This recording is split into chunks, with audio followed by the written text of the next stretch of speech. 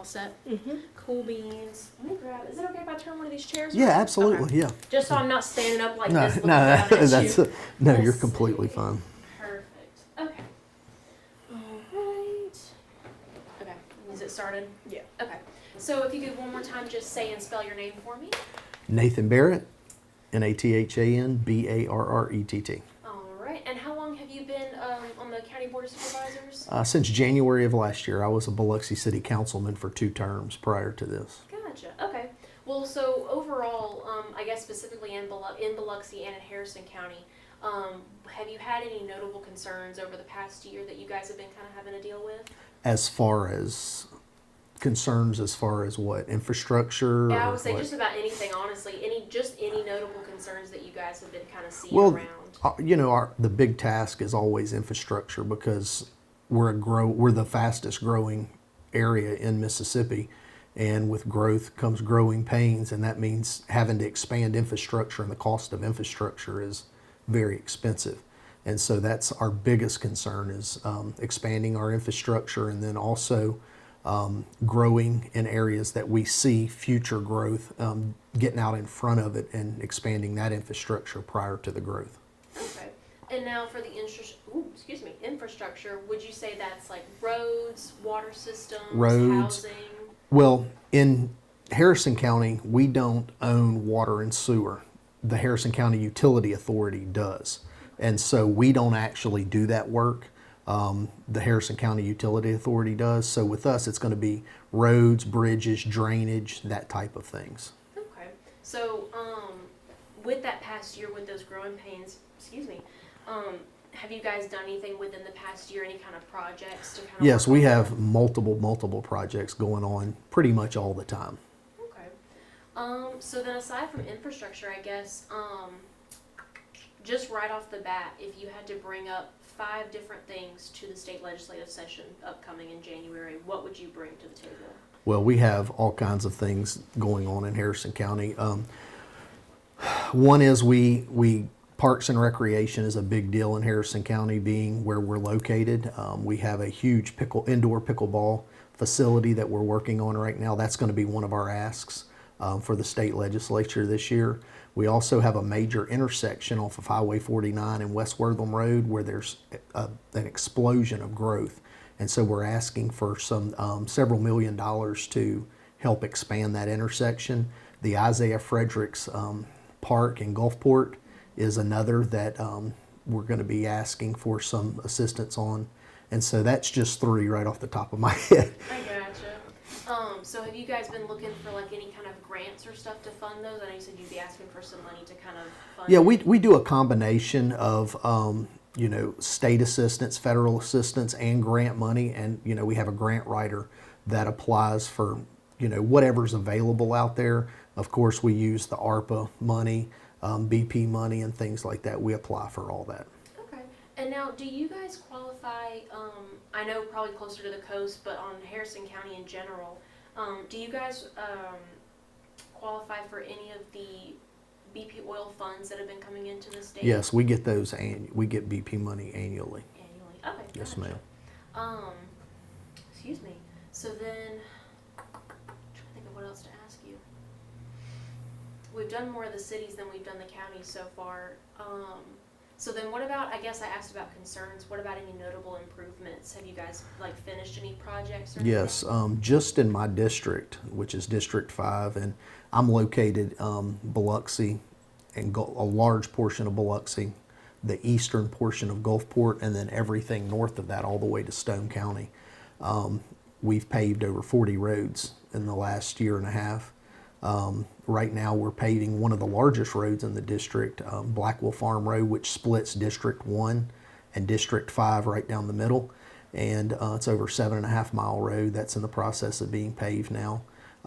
We've replaced several bridges. So as I said, we have multiple infrastructure projects as far as roads and bridges going on year round. Okay. To go back to population, I know you said you guys have been experiencing a lot of growth in population. I know Mississippi as a whole, but specifically in Harrison County, you said you guys are kind of going through some growing pains. Yeah, we're the fastest growing county in the state of Mississippi, and now we're actually the largest county population-wise in the state of Mississippi. Yes, so we've surpassed Hinds County, and so we're now the largest county population-wise in the state. Okay. And what is the population number? If you know? Somewhere around 220,000 people. Okay. So then to kind of deal with those growing pains, I guess it's just kind of the same thing of fixing up the roads and the infrastructure. Yeah, just making sure that we have adequate infrastructure to carry, the growth that we're seeing.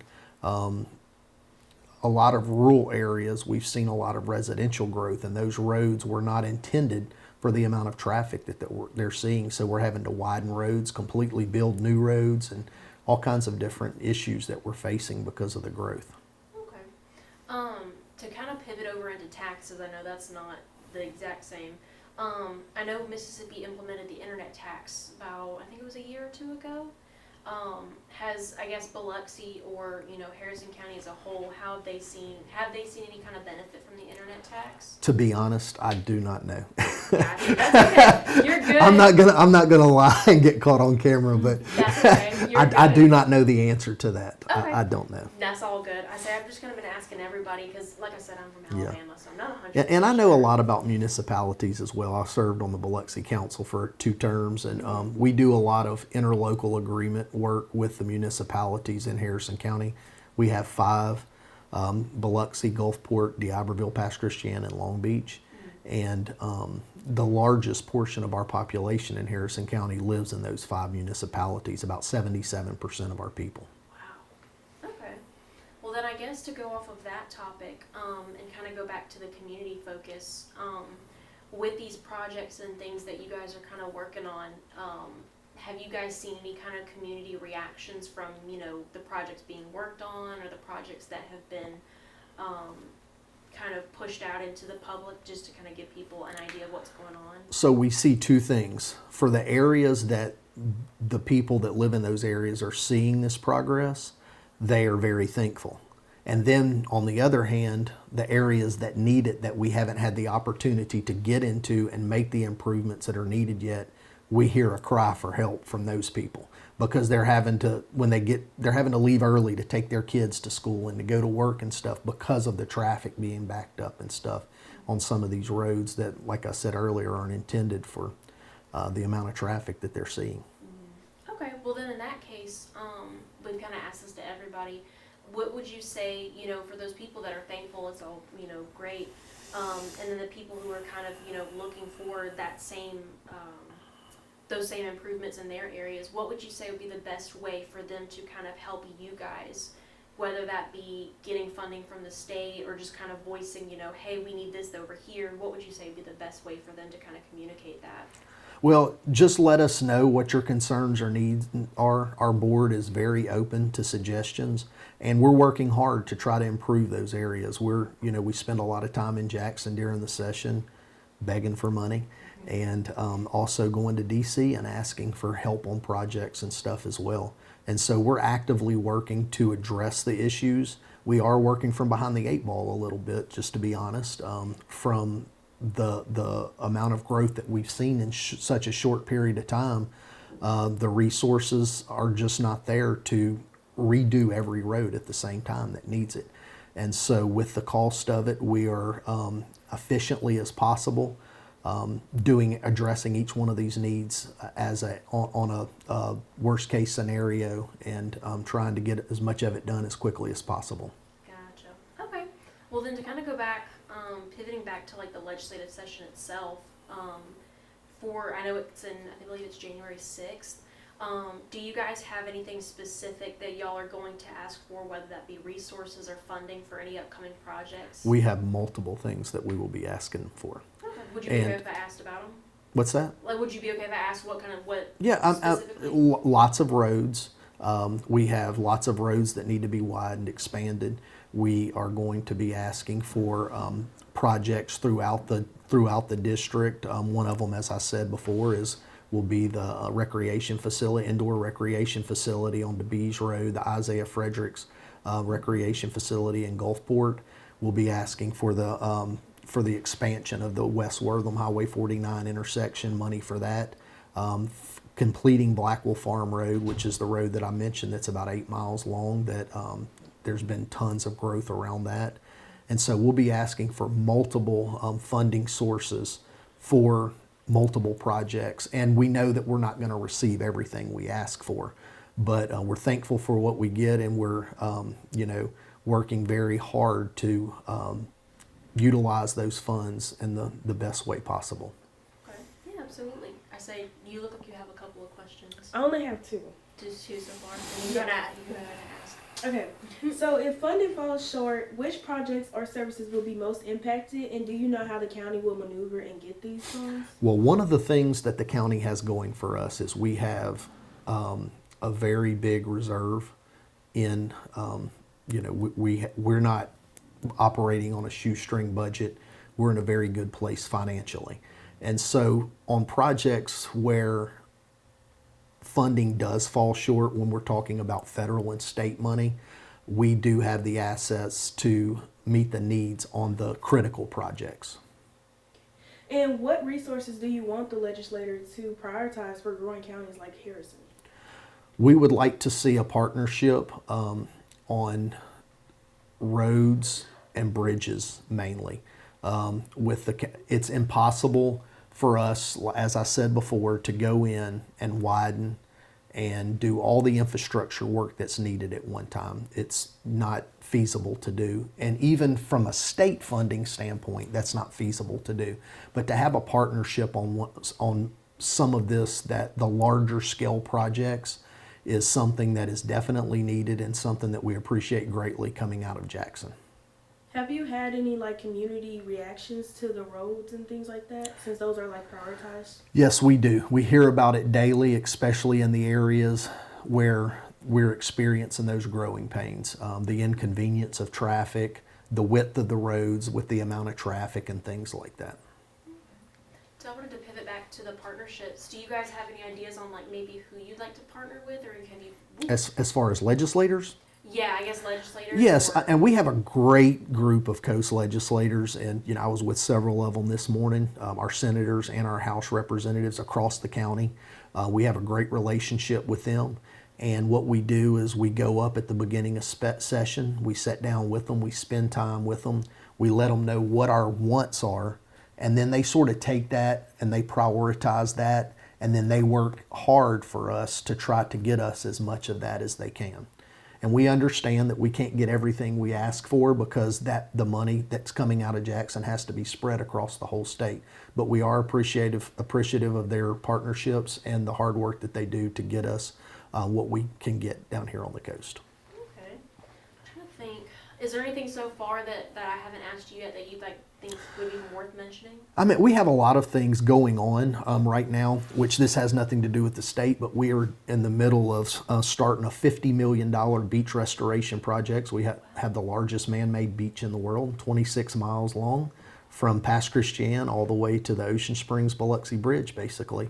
And that's a $50 million project that's 80% funded by the Army Corps of Engineers, and we're paying the rest of that.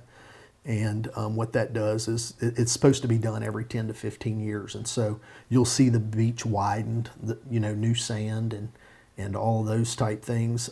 That's going on. And then another project that we're looking into is the Coast Coliseum and Convention Center. We see literally hundreds of thousands of people come through there every year. It's a state-of-the-art facility as far as the convention center goes, but our Coliseum is aged. It's almost 50 years old. And so right now, one of the things that we're doing is we're asking the legislature for money to do a study to tell us, and the study will tell us if we need a new Coliseum or if we just need to make some major renovations to bring it up to date to where we stay competitive in that concert venue. We have a lot of big-time shows come through here. And with the Smoothie King Center to our west and Mobile building a brand new $300+ million Coliseum to our east, we have to stay competitive. And so that's one of the things that we're looking at very seriously. And that's one of the asks that the Coliseum board is asking for that, but the Harrison County Board is enforcing and, reinforcing that, and hoping that we get funding for that study so we can determine what the future holds for the Coliseum. Okay. And have you guys had any, I know you said the beach restoration happens about every 10 to 15 years. Have you guys had any kind of like community reactions to getting it restored? Not really. It hasn't started yet, and so the community doesn't, if it doesn't directly affect them until something like that starts, they don't really even know it's going on. But it's a like I said, it's a federally funded project through the Army Corps of Engineers, and I believe that we're funding something around 18 million. It may be a 60-40. I said 80-20, but we're funding about 18 million of that, and there's 30 something coming from the Corps. Okay. Do you know about how long that will take for the restoration once you guys get it all I funded? do not. Gotcha. I do not. The funding is in place. It's out for bid. It's just, And okay. so once that bid is, secured, then that project will start. Okay. And then you said for the Coliseum, it was a matter of getting the funding to do the study, and Yeah. then to kind of figure out if you guys would rebuild or kind of restore on that. Yeah, and like I said, our convention center is state of the art. It's newer. It was built after Katrina, but the Coliseum is around 50 years old. It has had some renovations in the past, but it's it's an older facility. It's outdated. Many of the areas is outdated, and so to have that at least updated, but the study will tell us as far as cost and efficiency, what the best path forward is, whether we're wanting to do a renovation or, level it and start over. I gotcha. And then I did have a quick question, kind of off topic. I know recently they announced, I believe in Gulfport, that they were going to start having cruise ships coming to and from.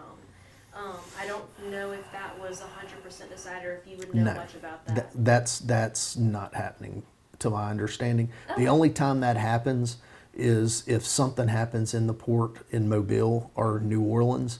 Now, we would love for it to happen, but that's not something that's scheduled. The only time that has happened in the past is whenever there's damage or there's work being done in the port of New Orleans and they can't house the ships. Okay. And so they do use our port. But that's not something that is scheduled to happen. It's something that has been worked on, but there's nothing been secured for that. Concrete. Okay, Yeah. I gotcha.